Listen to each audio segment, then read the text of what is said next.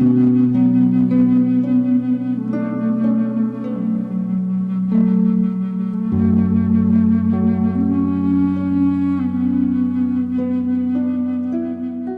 history of ginseng is where I'd like to start off. And we have knowledge that there was a preacher, a Jesuit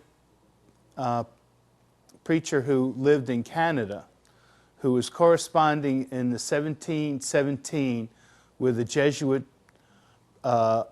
order in China. Now, the Jesuit order in China had been brought in to do surveying. And while they were doing the surveying, they found this root called ginseng. They wrote back to the Canadian people and said, hey, we found this fabulous root over here in China. Anybody know anything about it? And they took the picture of the root to, and I think they sent them a sample of the leaf, and they showed it to a Mohawk Indian. Now, the Mohawks have been using this almost as long as the Chinese have been using ginseng as a root for medicine. So they knew the plant, and what started then is the trade of ginseng, about 1870, to China. Now, we've been shipping to China about 315,000 pounds of root every year. And every year, 1 pound now equals about 400 roots 10 years old. So if you have a bag, and they usually, the ginseng diggers harvest with brown paper bags. They'll bring in a brown paper bag to the dealer. Either it'll be fresh ginseng or green ginseng that they just harvested, and it takes 4 of those paper bags to produce 1 dried paper bag. So it has about 75% of the volume of the root is water. So what you're going to see, if you see some of these guys walking on the roads carrying gunny sacks with a long stick, is they're hunting for ginseng. And in the gunny sack could be hundreds of roots. A typical situation is that the person will be let off by somebody in a car. Rarely nowadays do they park their car, but they still do, especially the ones that don't have the knowledge and don't have the support behind them and don't understand the system. But they normally get left off at one place, and somebody's going to pick them up at another place. And it could be 2 days out, it could be a week out. The important thing is that the history now of ginseng in North Carolina comes to us from a CITES treaty that we signed in 1977. CITES is spelled C-I-T-E-S, and there's a whole booklet on what plants and animals and mammals were considered endangered as far as trade goes worldwide.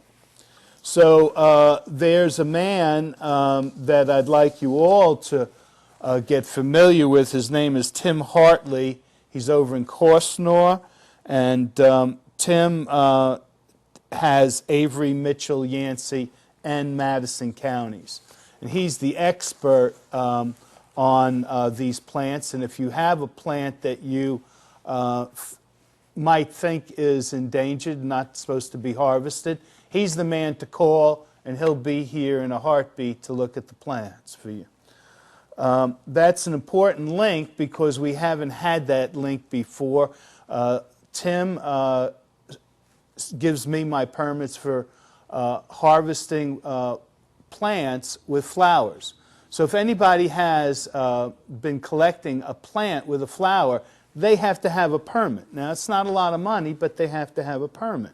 It is also illegal to purchase any ginseng before September 1st. 94 to 96% of all the ginseng in the United States goes to Hong Kong. It's there that it's separated out and processed and sent back to us in the States. Usually they send back the worst ginseng that they can, the ones that have been sprayed. If we have a cultivated field of ginseng like they have up in Wisconsin, that ginseng, first of all, only grows to 3 or 4 years, but in only growing 3 or 4 years, they grow for root. They don't grow for the medicinal quality, and so they spray the product every day. If ginseng comes in contact with each other over a 7-year period of time, they'll pass a fungus from one to the other, and the plants will die and go down. So they're going to be spraying them if they're growing them in a bed that's concentrated. The way that ginseng grows the best, though, is not concentrated, but is spread out in the forest. And for a 5-acre piece of land that is heavily wooded, 3 acres in the middle on the north-facing slope would be ideal for ginseng, and you could grow about 1,000 plants on that. So you need some woods, and a lot of our farmers have this woods that they have not used at all and is perfect for growing this. Now, one of the things that you'll find is that on September 1, we're allowed to purchase ginseng from the harvesters if it's green. We're not allowed to purchase it until September 15th, until it's dry. I have some dry ginseng here, and I'll show you what it looks like. You could possibly have people who are selling ginseng prior to September 1, but it can only be done if it's their land that they're harvesting this on. Fine, and then $2,000 for the second or greater fines.